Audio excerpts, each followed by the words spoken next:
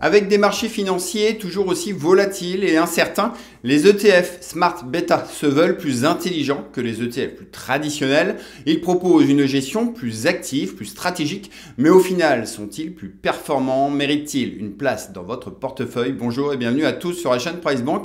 Ravi de vous retrouver pour découvrir aujourd'hui ce qu'est un ETF Smart Beta, quels sont les 6 facteurs à connaître avec leurs forces et leurs faiblesses, mais aussi leurs performances comparées aux traditionnels MSCI World. Bon, vous allez le voir, sans être un conseil en investissement, voici mon analyse, mes réflexions et mon avis complet sur ces ETF Smart Beta. Alors, si tous ces sujets sur la banque et vos finances personnelles vous intéressent, eh bien, restez avec moi, abonnez-vous à la chaîne, posez vos questions en commentaire. Allez, c'est parti!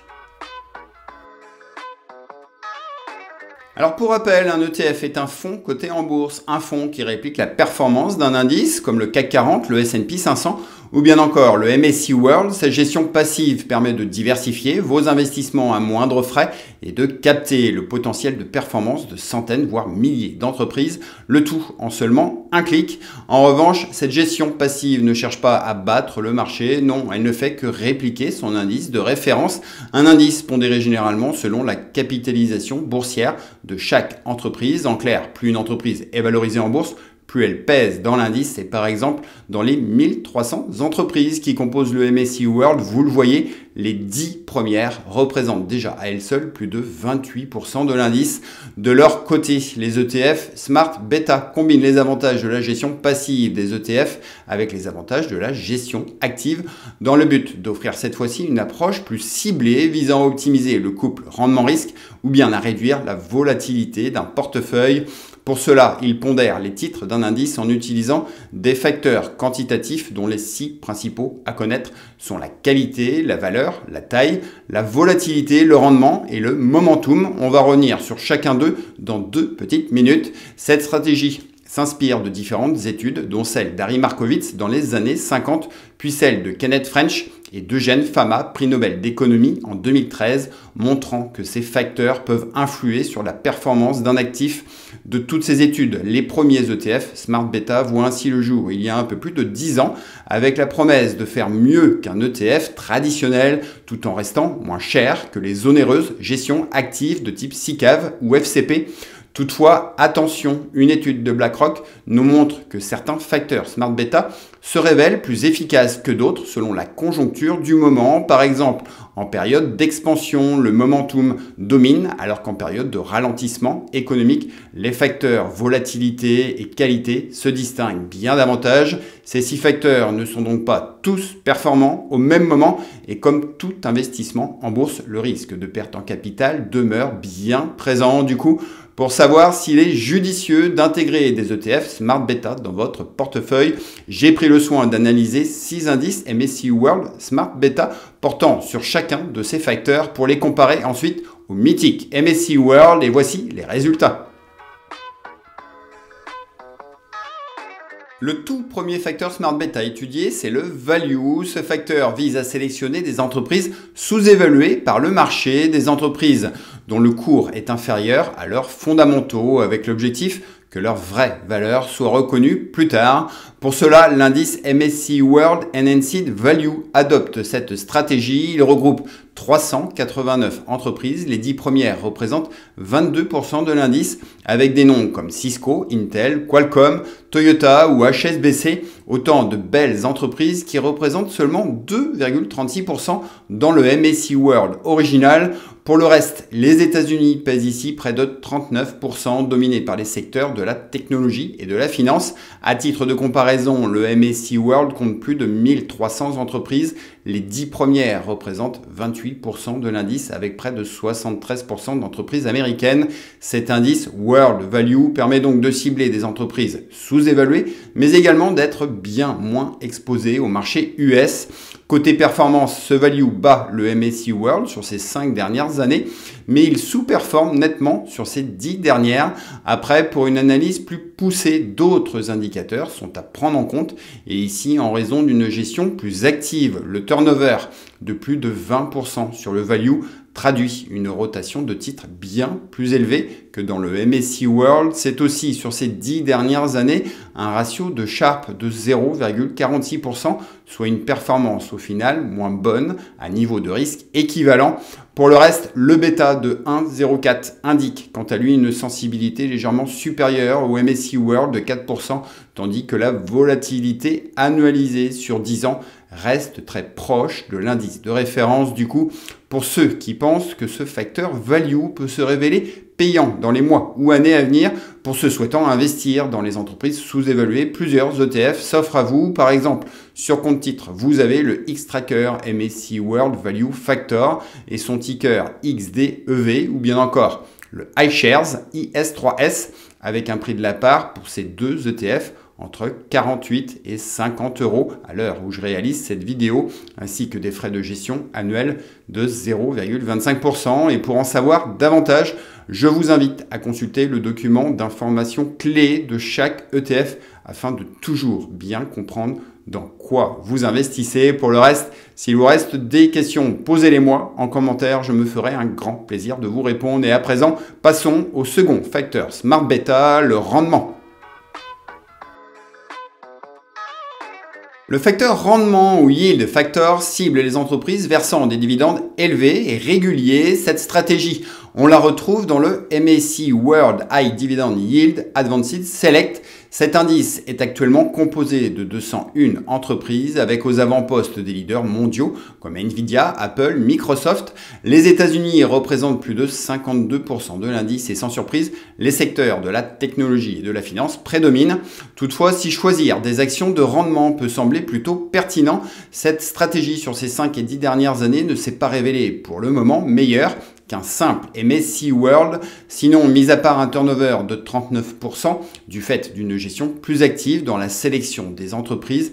Rien de particulier ici. Du coup, pour ceux souhaitant investir dans des sociétés à dividendes élevés et réguliers, vous avez l'ETF AYEG de chez iShares avec un prix de la part de 8,67 € et des frais de 0,38%, les frais les plus élevés de mon comparatif. Bon, au final, dites-moi en commentaire si ce facteur rendement vous semble pertinent pour les 10, 20 ou 30 ans à venir. En attendant de vous lire, passons désormais au troisième facteur, la volatilité. Alors sans trop de surprise, le facteur volatilité vise tout simplement à réduire la volatilité d'un portefeuille en sélectionnant des entreprises moins sensibles aux fluctuations du marché. Pour cela, le MSCI World Minimum Volatility est composé de 269 entreprises avec dans le top 10 actuellement des boîtes comme Microsoft, Johnson & Johnson ou bien encore Deutsche Telekom ou ExxonMobil. Ce top 10 représente 14% de l'indice alors que ces mêmes entreprises représentent seulement 0,35% dans le MSCI World original. En revanche, les entreprises américaines dominent toujours autant et côté performance, ce facteur volatilité n'a pas la prétention d'offrir un meilleur rendement que le MSCI World. Non, vous le voyez, ce facteur fait surtout baisser de plus de 3 points la volatilité de votre portefeuille, une qualité qui plaira donc à tous les investisseurs cherchant à réduire les risques, mais aussi à éviter de tomber dans les bulles spéculatives. Et Dieu sait d'ailleurs si on n'est pas actuellement en plein dedans. Du coup, pour ceux souhaitant réduire la volatilité de leur portefeuille, vous trouverez sur compte titre le iShares IQQ0 ou le Xtrackers XDEB. Ces deux ETF sont censés mieux résister aux crises. Alors, selon votre profil et vos propres convictions, je vous laisse encore une fois à vos réflexions sur le sujet. Et sans tarder davantage, découvrons le quatrième facteur Smart Beta. Le facteur taille ou size en anglais privilégie les petites et moyennes entreprises, celles censées avoir un fort potentiel de croissance, appelées également small caps et mid caps. Ces entreprises sont souvent plus volatiles et risquées, mais permettent d'offrir pour certains investisseurs une diversification complémentaire aux grandes entreprises. Ici, le MSCI World Mid Cap Equal Weighted se compose de 767 sociétés avec dans le top 10 des entreprises peu connues du grand public, si ce n'est ici Warner Bros ou Reddit, des sociétés principalement américaines et japonaises du secteur industriel et financier, et ici comparé au traditionnel MSCI World, le rendement est plutôt décevant, tout comme le ratio de Sharpe de 0,40 qui traduit un rapport rendement-risque décevant, clairement pas à la hauteur de la promesse qu'on accorde au small et mid cap, le tout accompagné d'une volatilité élevée. Bon, toutefois, les performances passées ne présagent en rien des performances futures, et pour s'exposer aux petites et moyennes entreprises, vous avez par exemple le iShares IS3T avec un prix de la part actuellement autour de 46 € et des frais de 0,30%. Au final ici, tout est encore une fois une histoire de conviction, et d'ailleurs, pour les années à venir, je n'ai malheureusement pas de boule de cristal, mais pour 2026, deux facteurs Smart Beta pourraient tirer leur épingle du jeu. Voici le facteur Momentum et Quality. Dans la famille des Smart Beta, le Momentum est un peu particulier. Ce facteur mise sur les actions ayant le mieux performé au cours des 6 ou 12 derniers mois, avec un objectif que ces actions continuent leur élan haussier. Ici, l'indice MSCI World Momentum intègre actuellement 349 entreprises internationales leaders sur leur marché, avec notamment Broadcom, Palantir, JP Morgan, Netflix, Nvidia, Microsoft, Visa ou bien encore Walmart. Les 10 premières représentent plus de 30% de l'indice, un indice qui compte au total 60% d'entreprises américaines, principalement dans le domaine financier et technologique. Comparé au MSCI World, ce facteur Momentum est historiquement l'un des plus robustes et performants, avec un rendement annualisé de 14% sur ces 5 dernières années. Sur 10 ans, c'est même 2,5 points de mieux que le MSCI World, avec ensuite un turnover de 97%, le plus élevé de notre comparatif. La rotation des titres sur ce facteur Momentum est fréquente, l'objectif étant d'avoir toujours les actions les plus performantes du moment. Dernier point à noter, ici, la volatilité est assez similaire au MSCI World. En revanche, son ratio de Sharpe de 0,82 traduit un couple rendement-risque historiquement plus avantageux. Du coup, pour miser sur ce facteur Momentum, vous avez par exemple le Xtrackers XDEM avec un prix de la part autour de 68 € ou le iShares IS3R à 81 €. Au final, je trouve ce facteur Momentum assez intéressant, car avec des frais contenus, ce type d'ETF vous expose aux entreprises les plus performantes du moment sans rien avoir à gérer. Alors de votre côté, donnez-moi vous en commentaire votre avis sur ce facteur Momentum. Peut-il selon vous remplacer un ETF MSCI World plus traditionnel? J'ai hâte de vous lire. En attendant, découvrons ensemble le tout dernier facteur Smart Beta. Le facteur qualité sélectionne les entreprises les plus solides financièrement, celles avec des fondamentaux robustes. On y trouve les entreprises avec un faible endettement, une rentabilité élevée sur capitaux propres, ainsi que les sociétés présentant une croissance stable de leurs bénéfices.